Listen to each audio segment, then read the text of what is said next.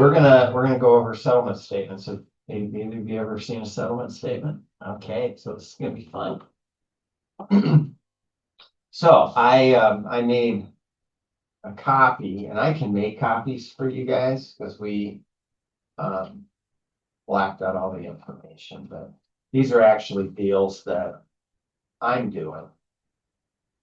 But I'll just show it to you up here. So does anybody know what a settlement statement is? Oh, this is really fun. The settlement statement is what you're going to get from the title company. Now, when you get something under contract, we're going to order title commitment, right? So you order that with a CDT. We're gonna I'll jump into that when we get through this. CDT is what you use to order the title work from the title company. So as soon as you get an under contract, that's what you do. And that's going to let the title company know. You're going to send all your paperwork in. The title company's going to prepare. They're going to know how much, the offer is. And they're going to go through and they're going to get everything set up. And then right before closing, you get a settlement statement. And whether you're the buyer or the seller, this one is going to be the seller one. We're going to go over buyer one as well. Going to have your the address of the property. You're going to have your borrower's name, your seller's name, the date of closing, which is happening this Friday. So this is a fresh one. Hasn't even happened yet. You're going to have your sale price. You're going to have any credits. So let's say the purchase agreement said seller to pay or contribute $5,000 for closing costs for the buyer. That's what that is. You've got your second half.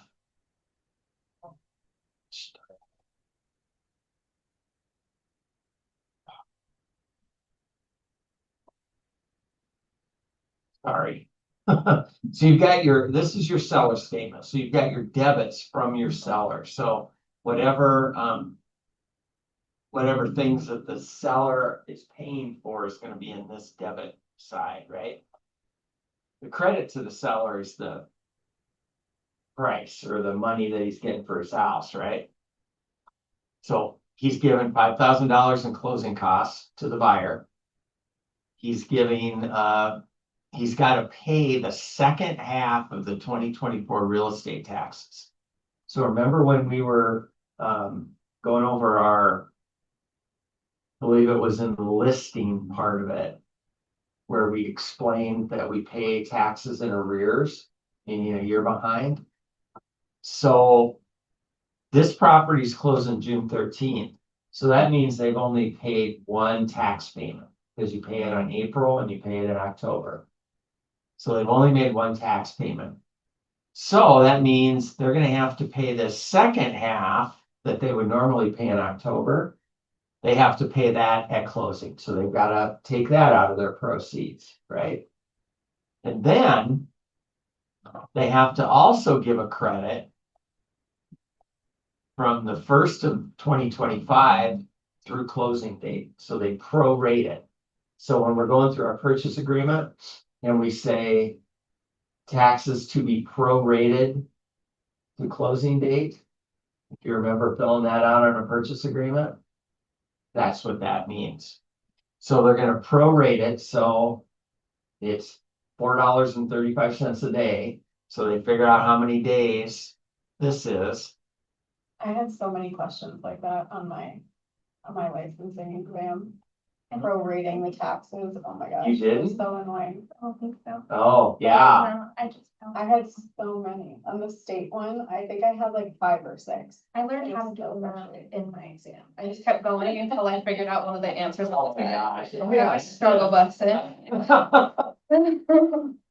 So anyway, so that's what that is. So that seller is giving the buyer 1413 and giving the buyer 1269. Now that seller is done with his tax obligation for this property. Now the buyer has that responsibility. Okay? He's got the responsibility for this amount. This one is being paid and it's done, but this amount, they give the credit and it's being paid. And he's got to pay it. Does that make sense? Okay, all right. Now the seller also has attorney fees to deed prep. You got the owner's title insurance policy. Remember, we asked the seller to pay for title insurance for the buyer. That's that fee. A wire fee, payments and title. And he's paying commissions. Look at that, I get 3.5%. That's the first one I've ever done like that, so I'm kind of happy about that. So we got 2.5 to the buyer agent, 3.5 to me. You've got sales tax on those commissions. Remember that, and make sure that you tell your client, your seller client, that you have to pay sales tax on the commissions. I don't know if you've been in the class where I've mentioned my client, Joe Pilgrim. I don't know if you've heard that name. He's a character. In fact, he just called me yesterday and I hadn't heard from him in a year. But he absolutely refuses to pay sales tax on commission. And I can't remember how we got around it. We didn't get around it. Somebody had to pay it. I think he ended up paying it, but he refused. You can't refuse to pay tax. So I don't know if we reduced my commission to pay for it. I don't know. Somehow I got screwed, I'm sure. But he's the only guy I've ever dealt with that absolutely refuses to do it. So anyway, usually you don't get that. Our transaction fee to Keller Williams. Remember, it's $175. And then I told you you can add on whatever you guys do. I don't know. Are you're joining that team then? Yeah. So whatever they charge. I don't know what they charge. He probably is $495 or something like that. State transfer tax. That's $275. So it's 1/10 of 1% of the purchase price. I think that's how that works out to $275. So if it was a $300,000 purchase, this would be $300.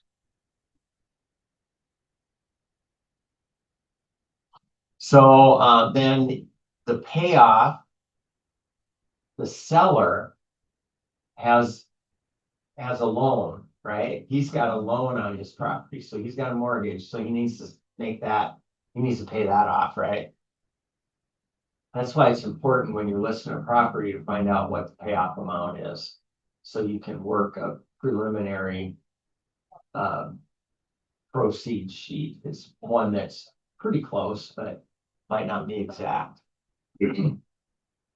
So his payoff was 176,036. And then he also had a second mortgage, or maybe he had a HELOC. But that's that amount that he had to pay off. So both of those added together. And then in this case, we had a radon mitigation system put in that the seller was going to pay for. And that bill, once we got that bill, we sent that to the title company, and the title company puts it on the seller's side. Now, if the buyer was paying for it, they put it on the buyer's side. But in this case, it's in the seller. So you've got all these fees that come up, and you take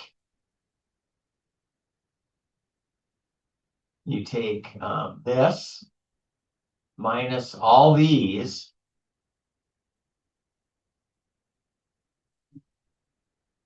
and leaves this much.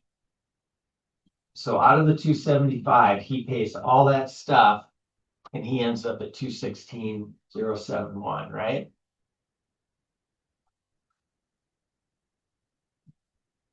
That's that. And then he takes your, you subtract your payoff. And it comes to that. So he's getting back almost $59,000. So important things to look at. I mean, it's all important, but the things that you tend to look at first when you get a settlement statement, if you've got the seller, you're gonna say, okay, what does he get back? What do they get back? You want to make sure that there's not a minus in front of it, because that's not good, because that means they have to bring that. Right? I've had that a couple times and that's a shock. I like to play a little game and I do my proceed sheet. And I try to get as close to that number as I can. And usually I'm pretty good if they give me the right payoff. If they don't give me the right payoff, then you're gonna be way off. So that's what that is. You want to make sure that they're getting money back or they're not owing. So that's that. So make sure that you've got the number that they're getting back. Make sure if there's any invoices that needed to be paid from inspections or anything like that, because that came from an inspection, that radon system, right? So if he's paying for it, it needs to be on there. Okay. Questions on that? Do you understand it? It's pretty simple.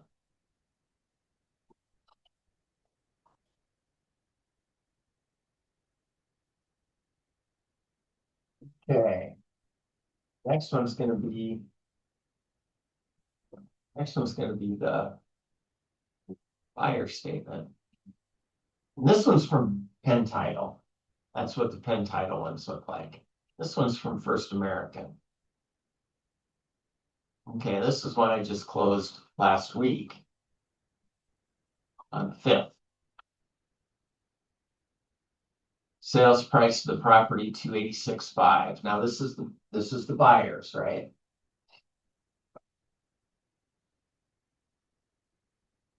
This deposit, what do you think that deposit is? What do you think that represents? That's the earnest money. So she put down $5,000 earnest money. So her loan amount, or the loan amount, because she brought other money as well to put down, but the loan amount is $271,748. Now these are the credits. Remember when I said that the seller has to pay the second half taxes? And they have to give, they got to give credit to the second half. So this is a little weird looking, isn't it? 158. The reason this one was weird looking is because she was on a tax freeze. It was an elderly lady and she's on a tax freeze. So my client isn't getting as big of help as you'd like to see, because usually that's thousands of dollars. Could be, $1,500, $1,700, something like that. But she was on tax freeze, so she really only got about maybe $1,400 worth of tax credit or tax proration. Now here's fees that came up, loan charges. So when your buyer talks about closing costs, most closing costs are loan fees, right? So you've got a processing fee of $500. You've got an underwriting fee. You've got appraisal, credit report, flood certification. some tax service to Annie Mac, a verification fee to Annie Mac. You get all these little hidden fees. You hear about hidden fees. Well, these are kind of like hidden fees. They disclose them, but they're things that you wouldn't think of. You know, you're almost thinking, what the heck's that? What's a verification fee for $100? You know, crazy. Here's your title service fee that has been split. That's the fee to close. That's that. I think it's $639 to the title company. And that, in this case, we asked to have it split 50-50. So if we had the other side of this, if we had the seller side of that, that 319 would have been on theirs as well. But they're two different things. So I don't have the seller one because I didn't represent the seller. And then she did a interest. No, I'm sorry, not that. Interest to American Neighborhood Mortgage. So she paid some interest because her first payment isn't until August 1st. So if they can do that, so if they close in June, they can actually pay a little interest and not have their mortgage for almost 2 months, which is kind of cool. But she still got paid for it. It's not like a freebie. And then an aggregate adjustment. Don't know what that is. I think that's just a kind of a, for lack of a better term, a junk fee or something that they put in there to help it balance. But that is something that the lender is paying. They're giving to her. So maybe there was an overage or something. So they're giving her that money in a credit. Then the homeowner's insurance. So remember, you get that homeowner's insurance policy. You have to get that to your lender, right?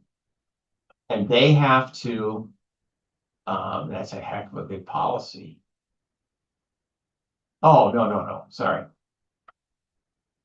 They get 3 months. They have to collect 3 months to put in the escrow account. And it's a month, it's $207 a month.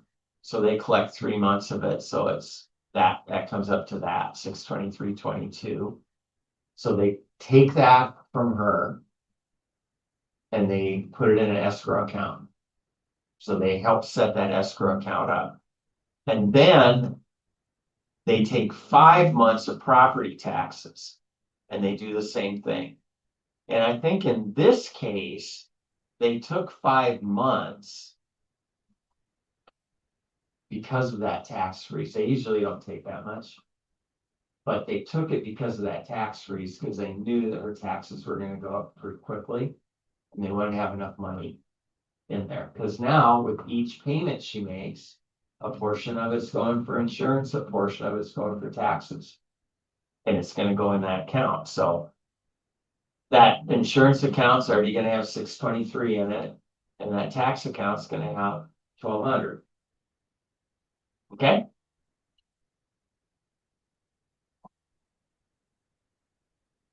Here's her lender's policy that she needs to pay. Remember when I said both parties have title insurance costs that they have to pay? Well, this is her part of it. And this is to cover the lender. The one that the seller buys is to cover her. She buys one to cover the lender.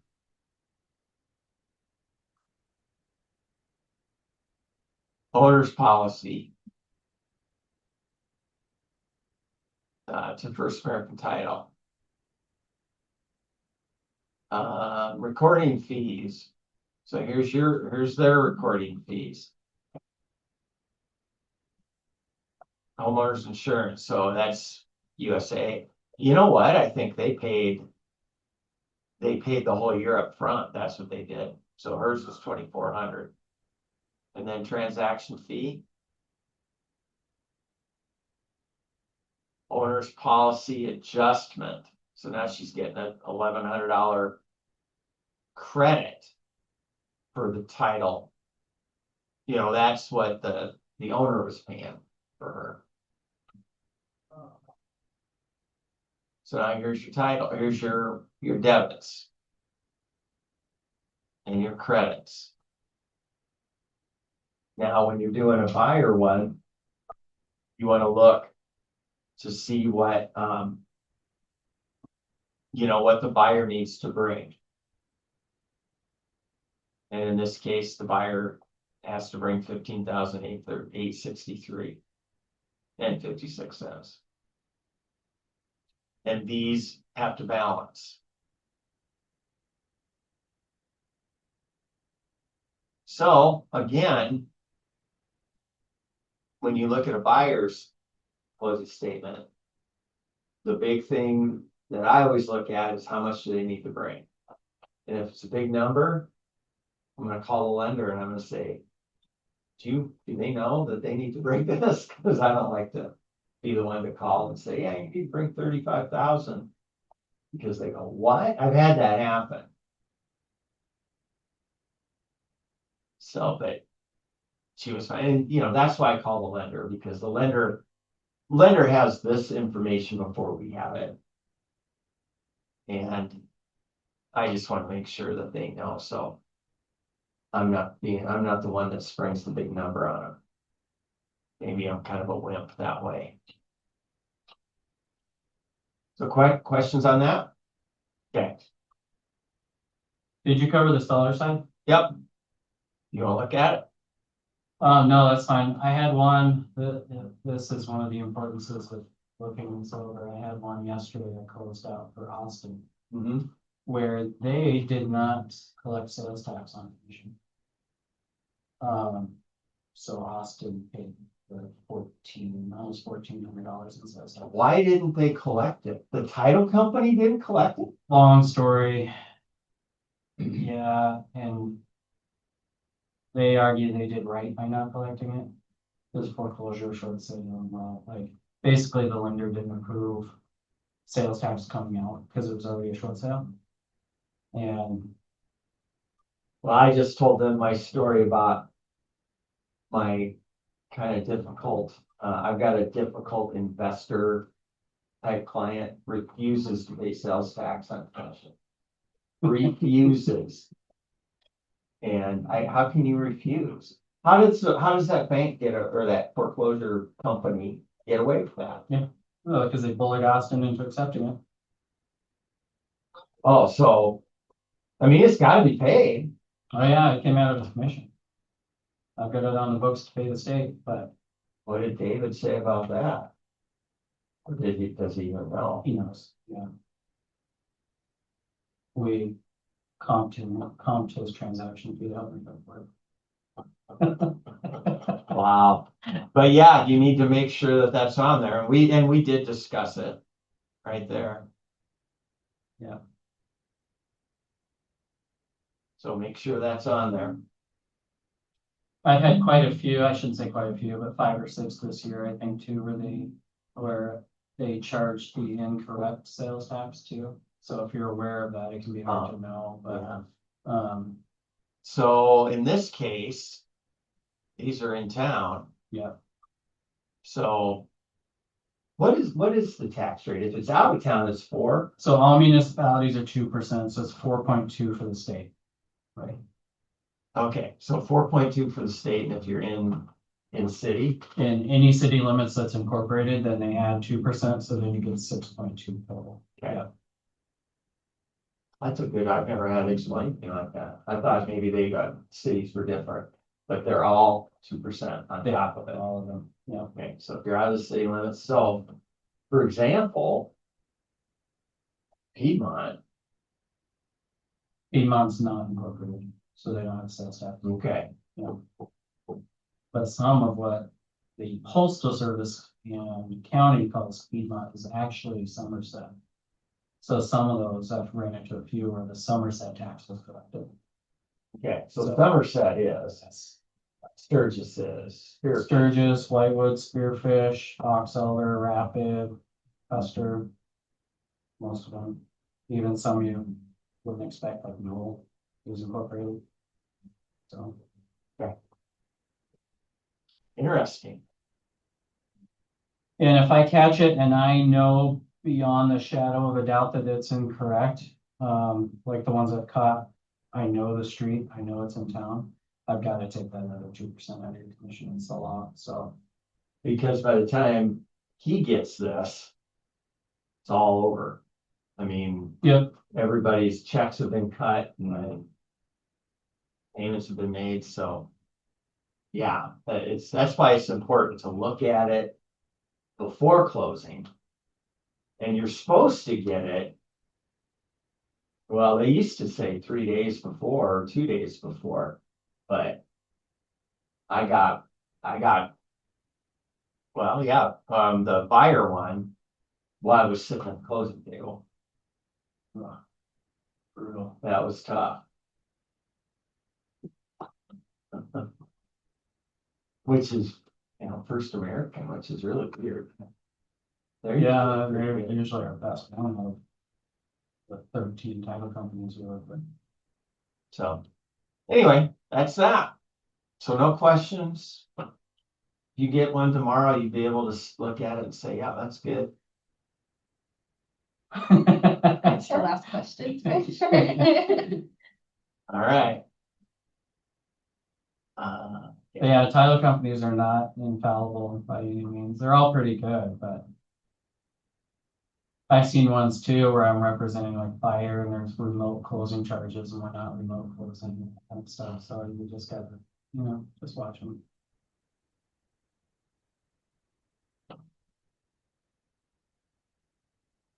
You'd be amazed how many times title company sends me too much money too. Really? Yeah. Then what do you do? I close out and deposit their check and then I cut them a check back for the difference and mail it. Yeah. So what is the main reason? Typically, what's happening is they put a fee on. Or so they put a fee on. And then didn't account for it correctly in the totals. So I'm getting a fee paid to us that should be paid. Does that make sense? Like a So transaction fee that or? kind of stuff, yeah. Mhm. Hmm. And they'll just transpose over. I'll really fast. Be right back. Okay, I am looking for. A really common one is when the agent collects a transaction fee and it's not on the check, it's on the settlement statement, but not on the check. And then, usually when I call them, they're like, yeah, we realize that you've got another check coming. Almost always they've got another check coming already, but they'll just flat forget to put it on there.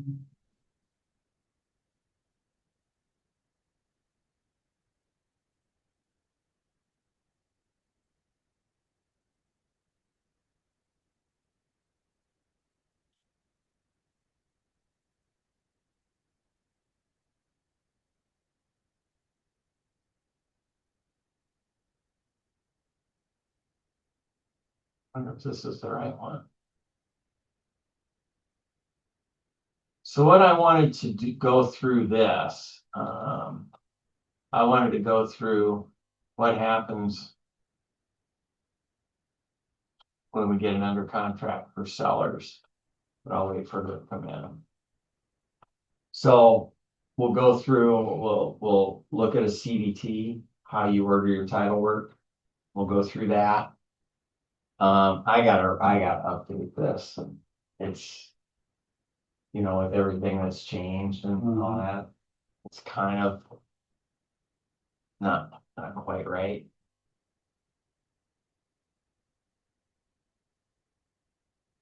So it's what happens if you're working with the seller? What do? You get a offer, you accepted the offer, now what do? That's kind of what this is.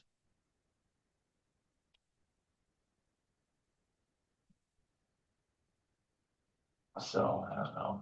Mark, MLS as pending. Mark the MLS is pinned. I just started. So you send the accepted purchase agreement and counter offers. Make sure everybody's got them. I always say to the buyer agent, but send it to your sellers, send it to the buyer agent. Send it to Chris through Dotloop Man. or man, sorry. Okay. Through command, yes. See, I gotta update it. I don't do it either. Right. Angela does. Here you go, update Paragon and KWLS with pending information. So you go in there and you change the status from active to whatever it is. If it's straight under contract, you can put under contract. If it's, most of the time it's under contract contingency.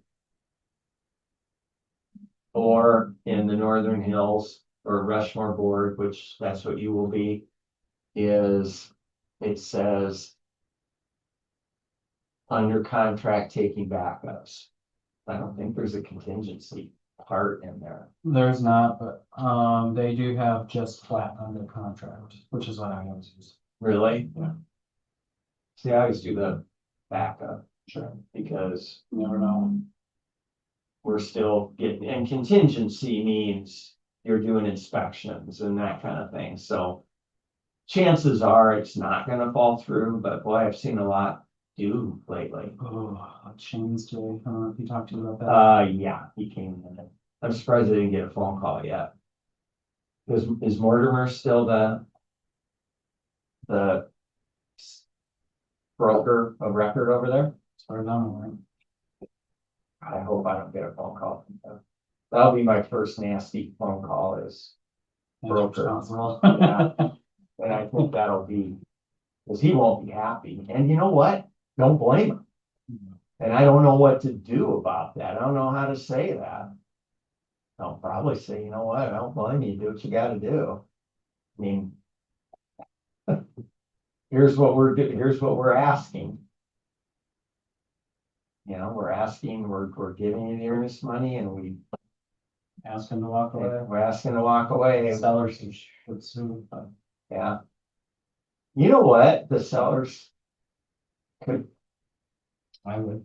yeah, I would too, or, cause I think it's only $1,500. I'd say, you know what, you give me 5,000 more. And I'll let you out of it. If not, we'll see you in court. Be a little easier to swallow, except they've had the house wrapped up for 6 months. Yeah. Yeah, cause it was under contract before. Buyers walked away and didn't want the house anymore the day of closing. That's, oof, I've never had It's a that. really good way to get sued. Yeah, I've never had that. I mean, I've had them walk in, you know, cause they bought it sight unseen. You know, they did a video and the mother of one of them physically saw it. Right? So I feel pretty good. I've done that. Yeah. Shane did. As an agent, what can you do in that moment? Like, would you get in trouble if your buyers are walking away, or is it just kind of like your name's attached, but you don't really have much? You can always get drug into a lawsuit. Okay. Remember that. Just because it's not technically your fault, they want to make it your fault because you have the money. We have insurance. Right? You No might, insurance. yeah, you might not have money, but your insurance company's got money. Right. So, It's yeah, Kind of like your hands are tied. Yeah, all you can- Decide to do, you just tag along. So at the end of the day, you have the fiduciary duty to your client, right? They direct you. So It's a shitty situation, but our agent at the end of the day has to do what he's told by the client, assuming it's not fraud, right? Mhm. So that puts the agent, of course, in a hugely awkward, crappy position, but it's his job, represent the client, even if the client's wrong, as long as it's legal, right? And so he's got to do everything he can to get the client out of that transaction. And it's legal. Yeah, they it's haven't legal to break a closed. contract. It's just a crappy situation. It's probably not real cool. Yeah, it's, Not You good. know, not Yeah. cool. So, but then I don't know if you heard, but like, no, last I heard was title called trying to get a hold of Shane. And they got transferred to Shane, and that's the last I heard. So okay. I mean, that's when things can get kind of heated though, and I'm a firm believer, and I'm sure you agree that it's our job to be the calm ones. We're the rock in the storm, so to speak, right? Which can be hard to do, but that's our job, so, yeah. well, and he came in and told me this story, and then he asked me, what should I do? And I said, I guess if they want out of it, do a cancellation of purchase agreement. I said, just don't blow it off. Right. Don't wait till 2 o'clock and not show up. Right. I mean, so I think that's what he should have done, and I think that's what he did. He was gonna go do that. And I said, if the sellers sign it, then you're okay. All you did is lose your earnest money. If they don't, be prepared Mhm. to get sued. Yeah, and that's a good point. I mean, I'm over here getting emotional for the seller, thinking that's crappy. Maybe they'll just be like, Whatever. I've seen crazier. Mhm. Or maybe their agent will say, you know what, it's probably not worth, oh, it was a larger property, but no, maybe it's not worth going to court. Right, holding the house up for another 3 months. Right, so and if I was the other agent, I'd say, if you don't want to do that, let's throw a dollar amount on it. Let's go back at them and say, if you add $5,000 to that, so you're gonna pay me $6,500, I'll let you out of it.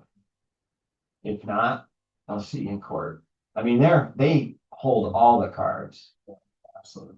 The seller holds all the cards. And the seller will win if they go to court. Yes. Now, the only thing is the buyer gonna go do something to screw up their credit so they can't buy it, and then it's a financing contingency. Yeah. There's the other thing that I would say to the seller if I was the agent. I'd say, you know what? You're good.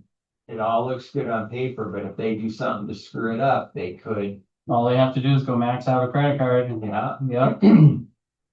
go finance some furniture, buy a new Lincoln. And that's not. Oh, That's for the judge to decide. Yeah. Okay. I mean, Fair. yeah. I don't know. Yeah, that's a good point, but yeah, that's for a judge. That's not for us to say. Yep. Yeah. I mean, is it against the law to go buy a new car? No. I didn't know it screwed up my credit. Yeah. Yeah. All right. So we update the under contract on Paragon. Then I always say the reason we want to do that is because I don't want anybody else looking at the house thinking it's active and then write an offer. And we have to go, oh, sorry, we just accepted an offer. First time, and it will happen to you when you're the buyer and you write an offer on a place and it's already under contract, done it. You're. And when you call that other agent, whether they put it, you call them on a Monday and they put it under contract on Friday. We just got an offer. I hadn't got a chance. Not even 1 minute ago. Just to clarify, the second part of this, KWLS updating is automatic from Paragon now, so you don't have to. Oh, really? Yeah. Okay, Yeah, that's a pretty recent change. good. Even In Black Hills? Everything but commercial. Yep, on all MLSs. Yep. So so we don't have to go in and add? Change it on Paragon, it's done. No, but when we're adding the listing, when it's brand new listing, and we're adding it, remember how Mount Rushmore automatically feeds it from the MLS? All of them do now, including Black Hills. Cool. Straight Valley IDX. Yep. Okay, so I should let Angel know that, because I think I don't know if she goes in or not. She shouldn't even have access anymore. To KWLS. Oh, really? Yeah. Okay, so I don't even have to say anything about KWLS when I do this. Correct. All right, Theoretically, it doesn't exist anymore unless you're doing commercial. okay. That is great to know. Yeah, it's really streamlined. Wow. Okay. Seller's property disclosure, bill of sale, lead-based paint is all signed. Signed by the buyer, but signed by all parties. You gotta make sure to make it a legal contract, it's gotta be signed by all parties. Put a sale pending yard sign at the property. Do you do that all the time? I never do that. I don't really either. But do as I say, not as I do, right? I don't because agents know from the MLS sales pending. The public does not know if I'm calling me. Yep. that's Oh, exactly you know right. what? We just took a contract on that. Yeah, yeah. Can I show you something else? I do what Chris does unless my seller wants me to put a sale pending sign on. And some of them get so darn excited to see sale pending sign in their yard. I do it. But I make them call me.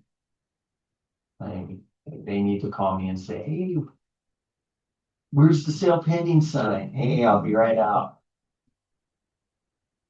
But yeah, you I don't get, even own one. come by, I own several that I don't really use. Submit paperwork through Command. That loop doesn't exist anymore. No. It exists. So, but yeah, you do everything through Command. These are the dot loop. Although I go right into dot loop after it's already in. That's how I access it. Yeah. I don't go into Command. Mhm. So. And we don't do green sheets anymore. You do a commission request instead. Basically, what you're doing is submitting an invoice to me for your commission. Is basically the best way to do it. And I don't know what that looks like. I don't know what button to hit to get to it. So when you do your, So make sure you take care of Angel. 'Cause Yeah. You know all that. but that's how you get paid. Now, is it still? If you have the buyer and the seller is another KW agent, does the seller do it? Nope. You both have to do it now. Okay. Okay, well, I'm learning a lot today. All right, this is a CDT form.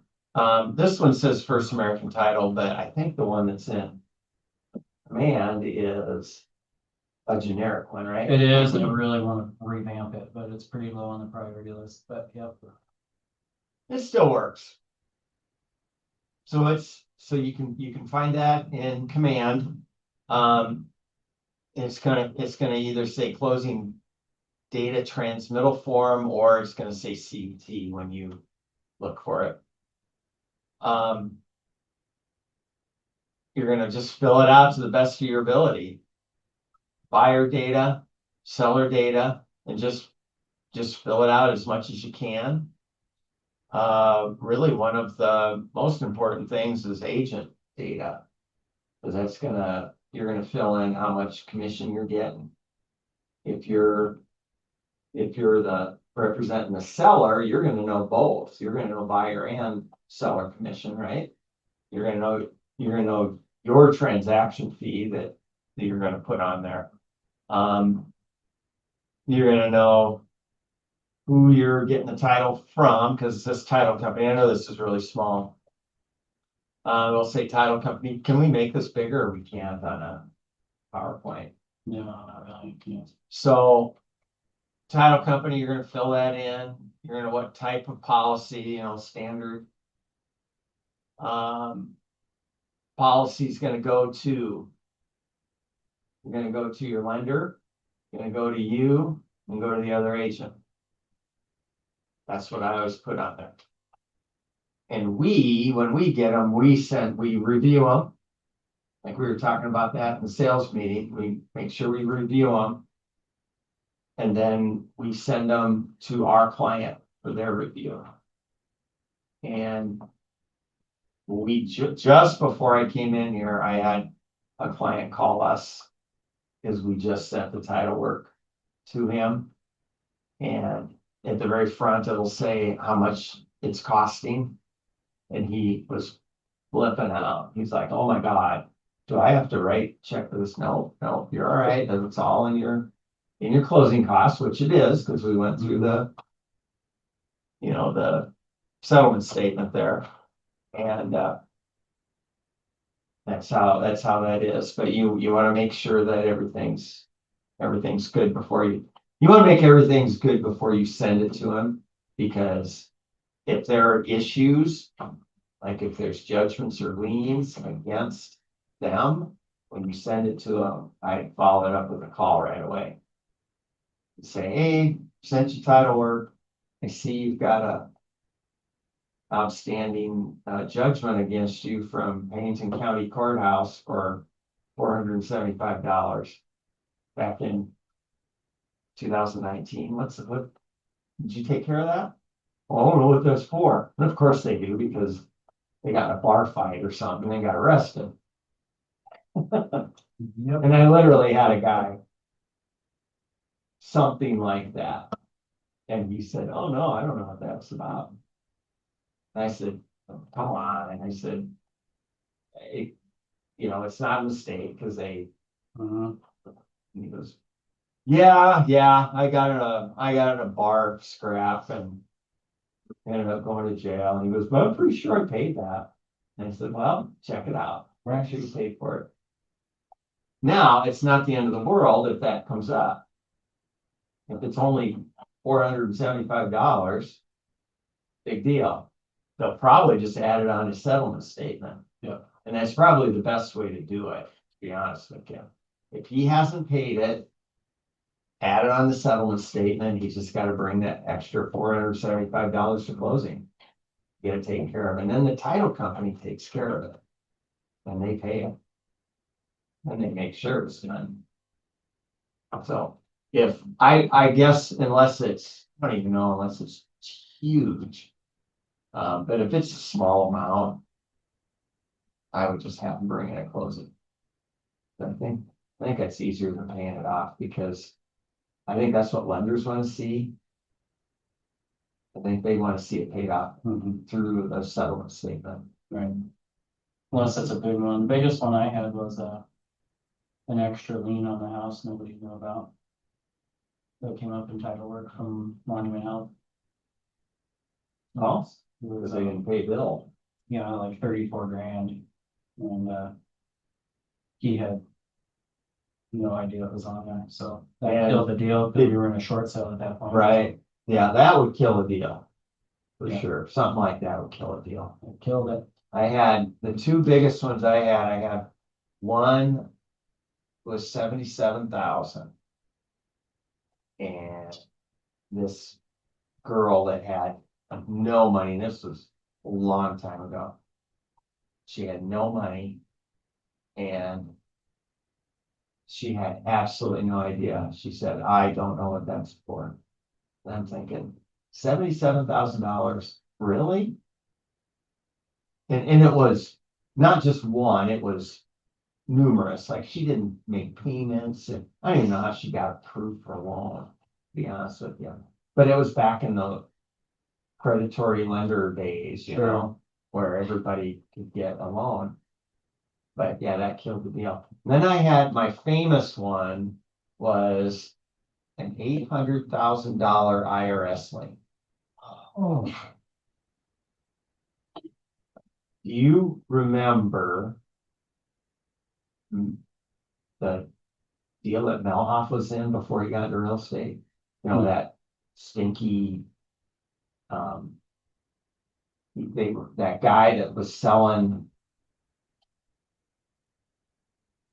artificial joints and stuff. It was a big, big deal. Huh. It was a big deal. You don't follow Little League?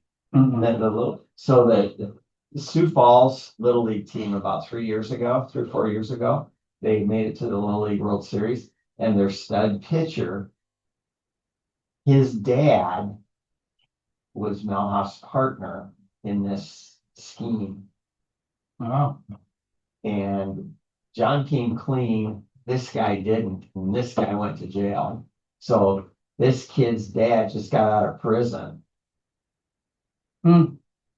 And it was quite, Interesting. yeah, quite an interesting deal. Well, anyway, the guy who invented this artificial thing, was a business partner of my client that I sold his house. And this guy, without my guy knowing, flipped this IRS lien onto his house because they were business partners. Story just took so many turns. Right, yeah. Flipped it to 800 his house, grand. 800 grand. And they were getting a divorce. The wife and this guy were getting a divorce. And I thought, oh my gosh, we're not gonna sell it. It was only like a $350,000 house.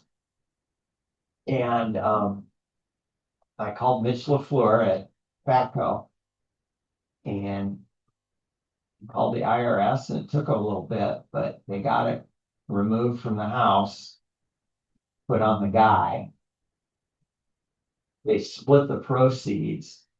Half of the proceeds went to the IRS and the other half went to the ex-wife. And we got it done. So I am like forever indebted to First American Title. That's why I use them all the time, or as much as I can. Now you're making me nervous, my first dealer. Yeah. Wait for my head. Well, that was way over my head too. So, but that's why, you know, that when you see stuff like that, you come and get one of us. Say, can you tell me what this is? So anyway, you're gonna fill out all this and you're going to send a copy of the purchase agreement, all counter offers to the title company. If there's a survey that's existing that we're gonna use, send that as well. Remember, any time you make a change to a purchase agreement, and what do you use if you change in the purchase agreement? And An amendment or an addendum, yes. Because they're the same. But they mean different, but Yeah. you use the same form. Right. So yeah, you would use the amendment to the purchase agreement. If you're gonna change price, if you're gonna change anything, closing date, whatever you're gonna change on there. But you gotta make sure you send that to the title company, because they're the ones that do everything, right? So send it, you know, to the lenders, send it to the other party, the other agent, and make sure you send it to the title company. I screwed that up once. We took a price drop instead of fixing stuff. I was on listing side. And I just failed to send the price change addendum to title, and the other side didn't either. So we get settlement statements and it's still the old price. So called up title, how come the price didn't get changed? Nobody told us. Oh yeah, my bad. So we got it fixed, but yeah. Yep. And don't worry about, well, the buyer agent will send, or the listing will send, you send it. If they get two of them, they're smart, they can figure it out. Just wait, don't wait for the other guy, right? And Here's another one that's very interesting that falls in line with this. A lot of lenders and a lot of agents. So if you're doing a deal with another agent, okay? Ask that agent what title company, well, it says on purchase agreement now, what title company. Make sure, are you okay working with them? Because I'm ordering title work. Because that is. I haven't had it in a while, maybe it's because it's on the purchase agreements now. But I've had it where lender will jump the gun and they order title work. We order title work and one orders from Pennington and one orders from First American. That's an embarrassment. When you get two of them. Yep. And then who do you pick, right? Now, technically, I think they can close it two different ones, but I think that would be a mess. I don't want to do that, so, it's been a few years since I've had it happen, but it can happen, so make sure that everybody's on the same page. And all my lenders know that we order title work. I remember when I first started working with Terry a lot. You know, that was his, oh, no, we ordered the title work. No. We ordered the title work, so just let me order the title work. We ordered it right away. So you get some of them, and if you're used to working with a certain lender, they start to know and they're good, but if you work with a different lender, make sure you let them know, because some of them do. Some of them just go right away and order title work, and if it's not the right place, it could be a mess. Well, at the very least, you want to be the one ordering it through this form anyway, because this spells out your permission and your transaction fee. Don't forget to put that on.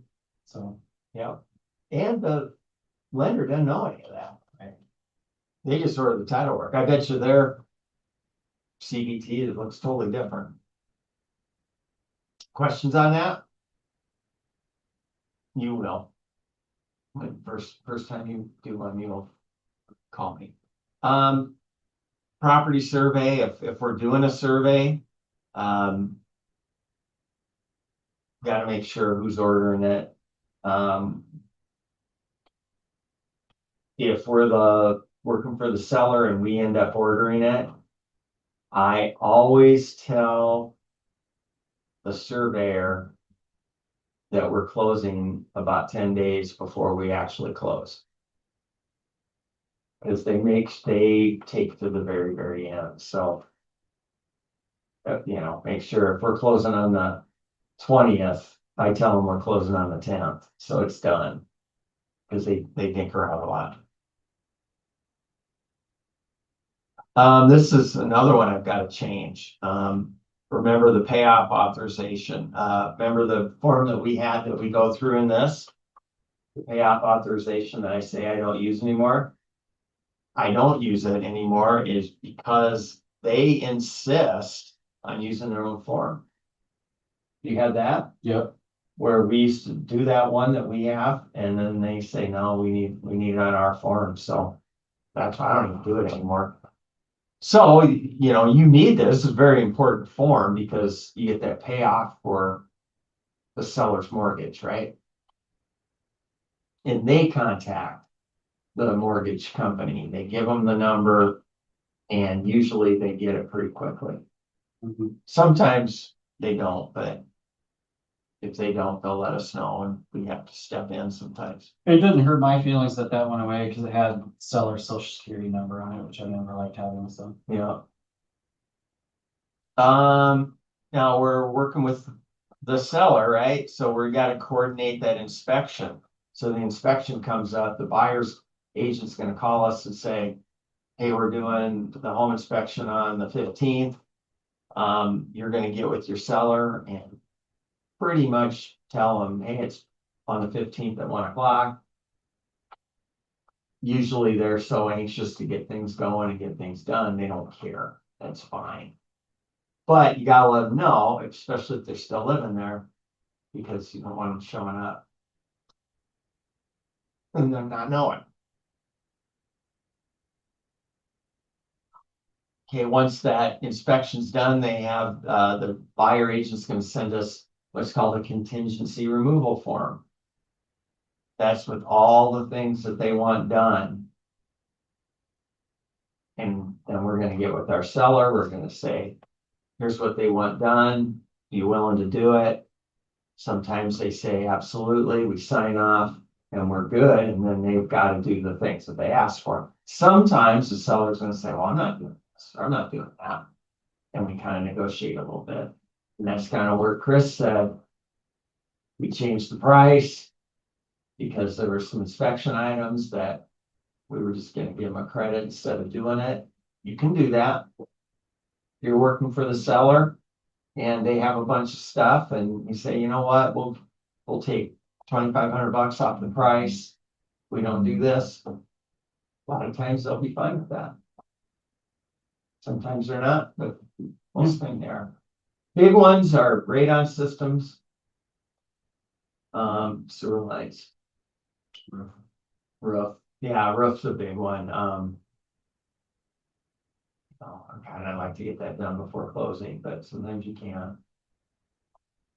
So, but if you ever have any of those things where they're escrowing funds,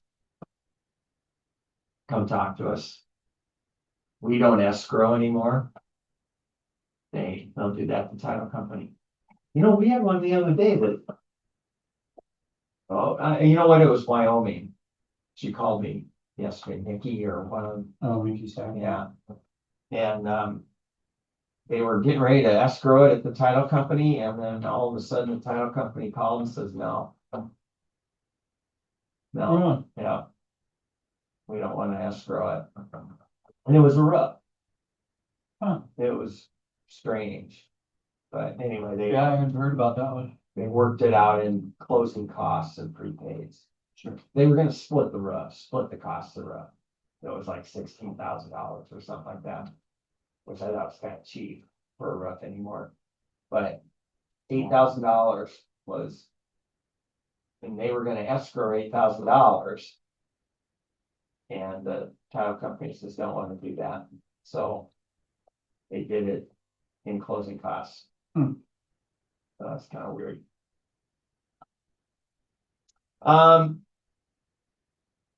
First time you do a home inspection contingency, you'll want to talk with me.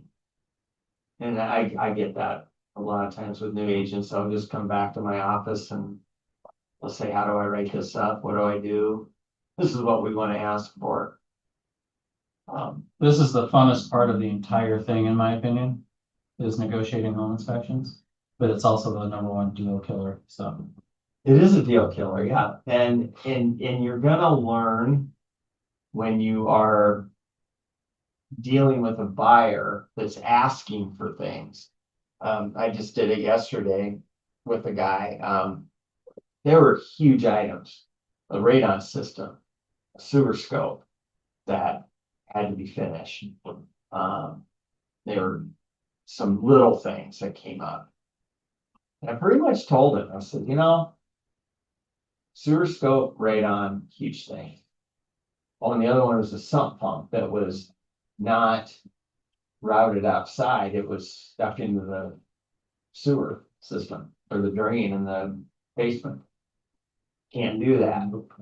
So we asked to have that done. And he goes, well, there's a shingle on the roof that's popped up a little bit, and there's this and then that. And I said, well, we're asking for some pretty big things. Are you handy? Yeah, fine. I says, why don't you fix the roof? You know, it was just one shingle that was popped up. Jump up there, fix the roof when you buy the place. You know, tighten the loose toilet and a couple of little things. He goes, yeah. I said, we want to make this big items, safety items. And don't get too nitpicky. And if they know that going into it, they're okay. They're not gonna, I mean, there's gonna be people, there's gonna be exceptions, there's gonna be people that like want every single thing. I'm paying $350,000 for this house. I want it done. Well, those are ones that you're gonna have problems with. So, but you try to walk them through, and you don't wanna stick your neck out either. You don't wanna say, you can handle the radon. No, don't do that, because that's could be a serious thing, right? All right, It question. can be fun though. I had a seller one time. Buyer asked for a bunch of nitpicky things in our opinion. And the seller's response was, well, just call our agent and ask them if they'll take all this on if I leave them the riding lawnmower. So I called and they called me back, yeah, they'll take it.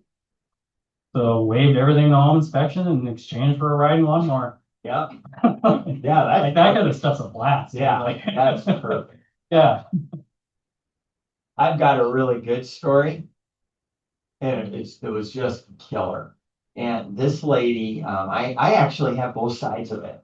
I have both sides, so that's really made it fun. I had an old lady that lived in a little townhouse and an older couple.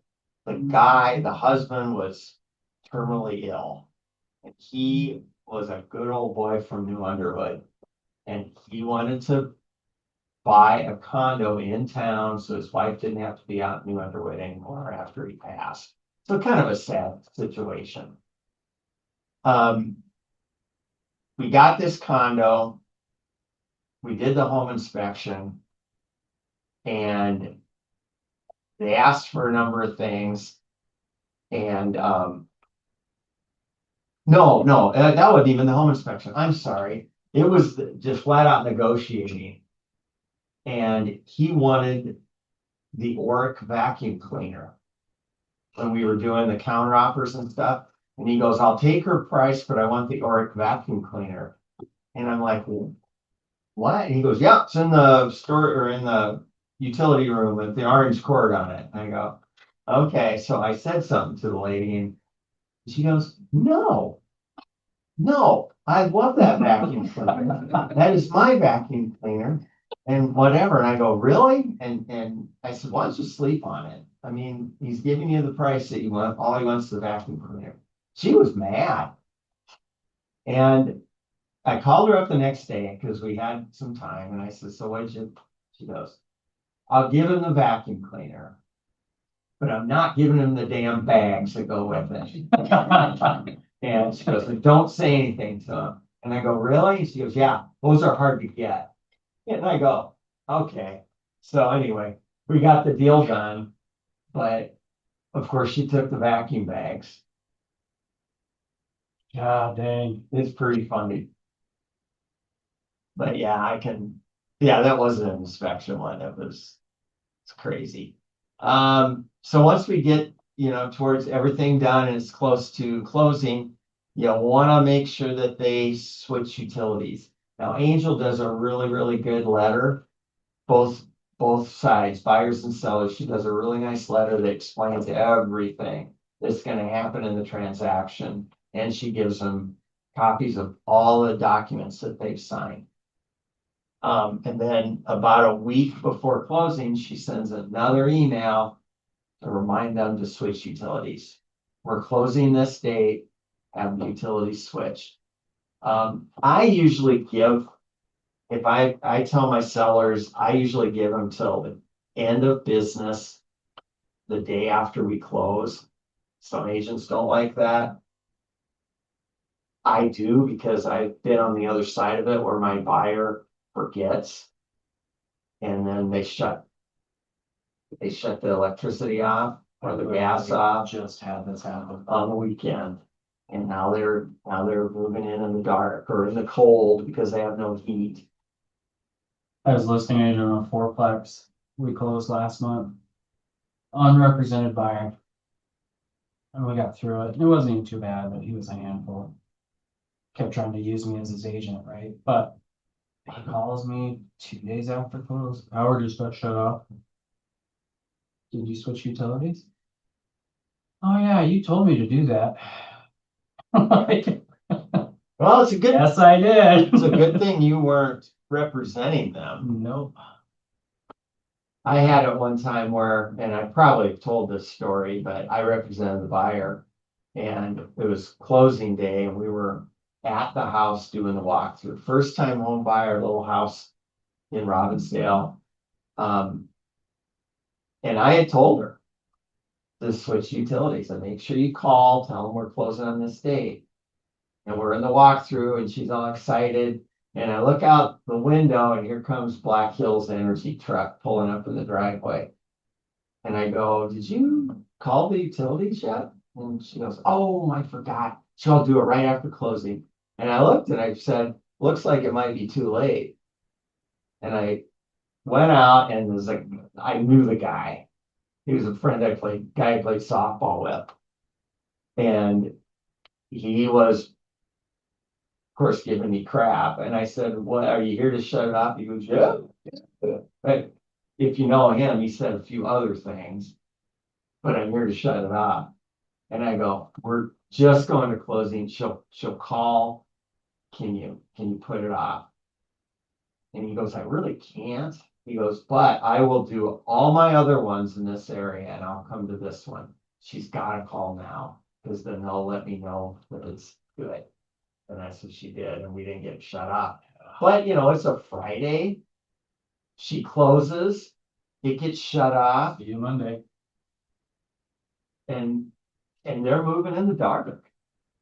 And that just, you're happy, you're closing, and now you're, So, oh, yeah, Well, if it's winter, you're risking pipes and stuff at that point too. Yeah. yeah, Freeze it up, the heater don't come on. yeah. So, So very, very important for both sides. And I tell them, don't cancel your homeowner's insurance until you sign the papers or until it's done. Both parties have signed. Because homeowner's insurance is cheap. I mean, speaking, you know, what's another day, right? Not that big of a deal. If something would happen, gets delayed, closing gets delayed, then you don't have insurance. Deliver keys, garage doors over to the title company. You know, I don't even do that anymore. I bring a key to the title company when I close. I have the sellers leave everything else on the counter or in the drawer, along with garage door openers and any papers and things like that are pertinent to the house. I usually arrange with, if I'm the buyer, I usually arrange with the selling agent, hey, can I just take the key at my walkthrough? And usually it's good. Now, sometimes if you walk through too early, you should leave it there, but if it's the day before, just ask them. Don't just take it, because you don't know, maybe they need to get in there, but ask them and usually you can take it. And then update Paragon with the closing information, because they're gonna ask, you know, what type of buyer was it and all that kind of stuff when you close out. And then update your database with your client's new address and other information. So you can continue to contact them. And then you can go get your sign and your lockbox from the property. If they've done their walkthrough, they've taken the key and they're going to closing. Sometimes if I'm going to closing too, I might run by and pick up the lockbox and the sign before it even closes. But make sure you do it quickly after, because some people get mad when the sign's still up. So don't be one of those agents that leaves the sign up over the weekend or something. That's not good, because they'll take it down. the buyers will take it down. Got one in my office right now from a competitor for months that was left in one of our clients' yards, and You know, they came and dropped it off because they were sick of looking at it. She never came down, still hasn't. yeah, and I am a very bad, contributor to this because I've got one in Custer that I'm gonna go get tomorrow. That I haven't, it's been with another agent now for about 4 months. And my lockbox is still hanging on the door. Oh my gosh, I would be pissed. But it was Eric Lewis and he hasn't called me or anything. I just haven't been there, but anyway, who knows? Maybe they took the doorknob off or sawed my thing. I don't know. I'm kind of afraid to go. But anyway, just make sure you do that. And then ask for referral. Buyers, we're gonna rip through this because a lot of it's the same. So. Obtain a letter, pre-qual letter. You want to make sure that you send that pre-qualification letter with your purchase agreement. If you remember, you can attach it, or if they don't have it yet, you can say when you're gonna deliver it by. And it should only be a day or two. I wouldn't make it too long. And there's some agents out there that won't accept it, won't accept an offer.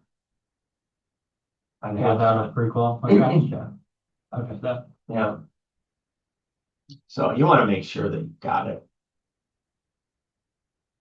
Send copy to everybody, accept the purchase agreement and counters to everybody that needs to have it. yeah, don't forget to tell your lender that you put their buyer under contract. Yeah, Been there. Yeah. very important, make sure you send counter offers. Because if you don't send all the counter offers, they don't know what the end price is. Had this happen, wasn't me, it was the other agent, the buyer, I had the listing. And we got all the way through the appraisal. The appraiser called me. No, it was the lender called me. Said, we got the appraisal in. I can't get a hold of the other agent. Can't get a hold of her client's agent.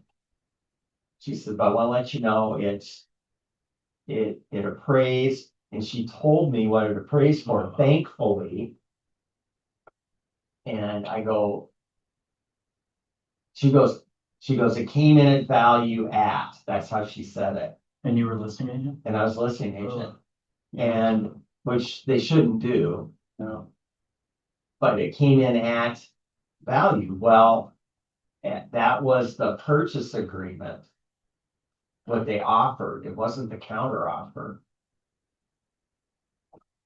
And it was about $3,000 lower than what it should have been. Because they didn't have a counter offer. Yeah. And I go, that's not right. And you would think that she would have said, she would have seen the check mark that said counter and goes, where's our counter offer? But anyway, we called the appraiser, and that was a long time ago, and they fixed it. Nowadays, they will not fix it. Nope. You're screwed. It's gonna cost you $3,000 or more. It used to be appraisals would just always magically match the purchase agreement price. It was, that's like magic. Like, it's not the case. Yeah. They actually do it now. Make sure earnest money is, and now we don't even hold the earnest money anymore at KW. There are a few bigger agencies, or a few of the bigger ones like Remax holds their own. The bigger the Remax says, I can't remember which one's which now, but yeah. But most of the time, it goes to the title company. Verify signatures, make sure everything's in order, and send it through command to Chris. And then determine who's ordering the survey. Usually the sellers, because they're the ones paying for it 90% of the time. And we don't do a green sheet anymore, but you do your, what do you call it? Commission request. Commission request. Yeah. Here's a little bit bigger CDT, if you had trouble looking at the other one. But same thing, you know, when you're working with the buyer, a lot of times you don't know the seller agent commission and stuff like that, so you just skip it. You fill out your part of it if you're doing the buyer.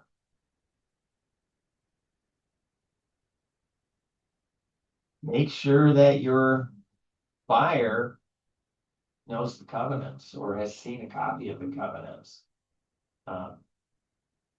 And I will say, most of the time covenants aren't a huge deal. Especially in older developments, they've either run their course or they're not really enforced. But some of the newer, more expensive areas have kind of strict covenants. So before you even write that purchase agreement, you want to make sure that they've seen it.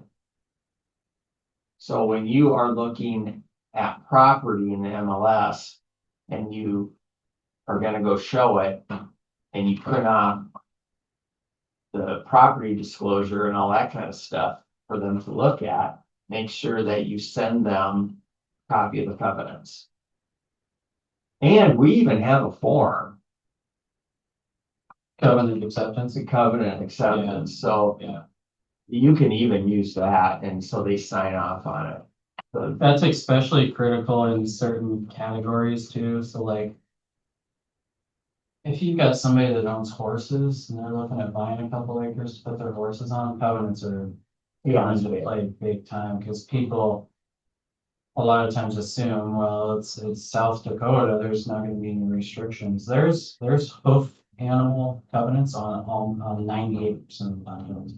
It's like, you know, it's, what is it, an acre and a half per animal or something like that. It's Yeah, like- yeah. So, You know, some of them might, where you would be able to put 3 at one place, you might only be able to put 2. right, You know, if it's 5 acres, they might say 3, they might say 2. You know, and I have had that where they go, well, I've got 4 horses and they won't let me put 4 horses here. Right. And I'm not getting rid of one of my more horses. sometimes I've run into that, yep. So make sure that they see it, and actually make sure that they see it before you write. Right now. That's huge. And don't assume even the house across the street would be on the same covenants. Correct. Because they do change, especially in developments, you know, they'll develop like 2 or 3 streets at a time, they're on covenant set number 1. And then when they go to do the second phase, they realize what in the covenants didn't work the first time around, so they change them. So you can literally be houses next to each other and they're not the same. Yep. Yeah. Yeah, that's interesting. And where would you get covenants? If you're a listing agent, where would you find them? On the. Oh, they don't have them on the Mhm. county website. Best resource, First American Title Company.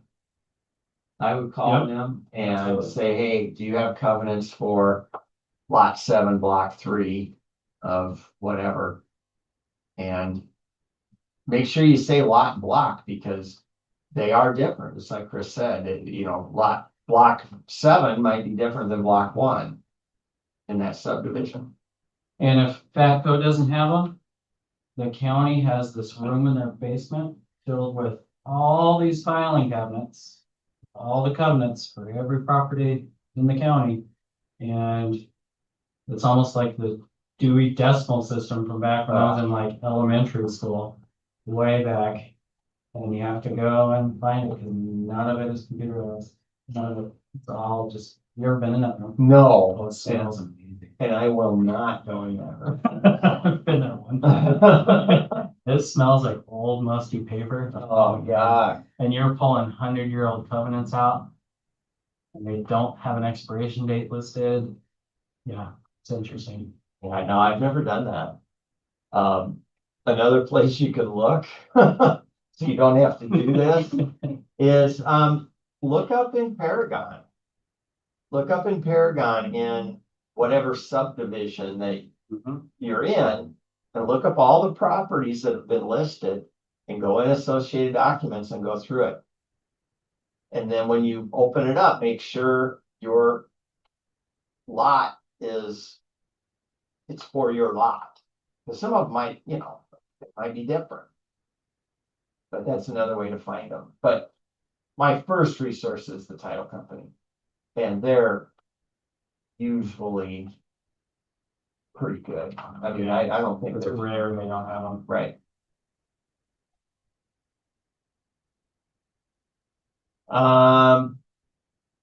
Schedule the home inspection and make sure you tell the seller agent when you're gonna do it. Remember, that's the most important part when you're working with your buyer, is you make sure you don't miss that date. Because you have a date that you gotta get it all done by.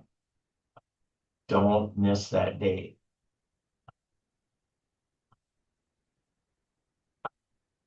Once contingency removal is completed, inform the lender that they can order the appraisal.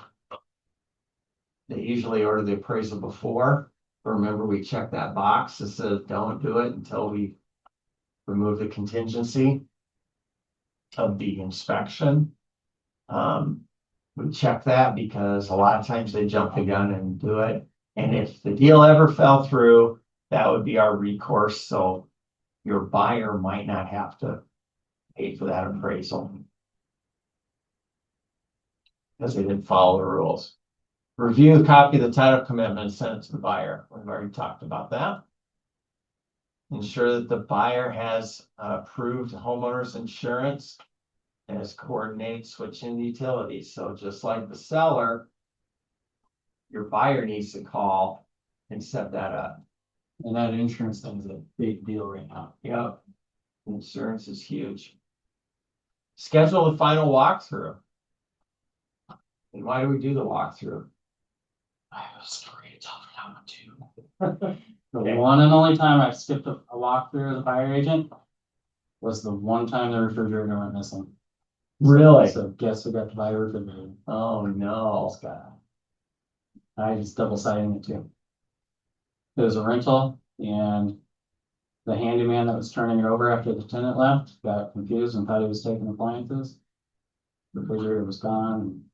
And you couldn't get Buyers that. are out of state, so I skipped it. They're like, yeah, probably was fine. But it wasn't fine. So, Don't skip walkthrough. yeah.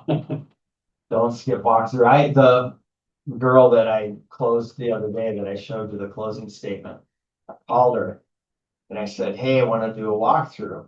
And she goes, oh, we don't do a walkthrough. And I go, no, we need to do a walkthrough. I want to show you that radon system that they just put in. Oh, okay. And we went through and everything was good. Everything was good, but I wanted to make sure there was 2 shotguns in a safe. They left the safe. Oh, yeah. And those shotguns were there until the day before closing. Oof. And I thought, I want to see if they're in there. But But they were gone. they were gone. So that was that. So you want to make sure, and it's really important, the walkthrough is super important. Because they're excited, they're closing the next day or even that morning, and they're excited to close and they get to see the house before they buy it. And most of the time, it's good. Sometimes it's dirty and then there's a problem. But most of the time, everything's in really good shape. And then I usually give a closing gift. You can do whatever you want to do. I usually give closing gifts to my buyer. I usually don't do anything to the seller, which is kind of weird, but they're the ones paying me, so I don't know. That's just the way it's always been. I always attend my closings. I think it's important. You don't do anything, but I like going there, cracking jokes, being light about it. And I think the clients appreciate that, cause they're nervous usually. And then always remember to ask for referrals.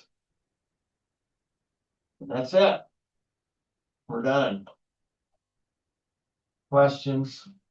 There's like a step by step checklist on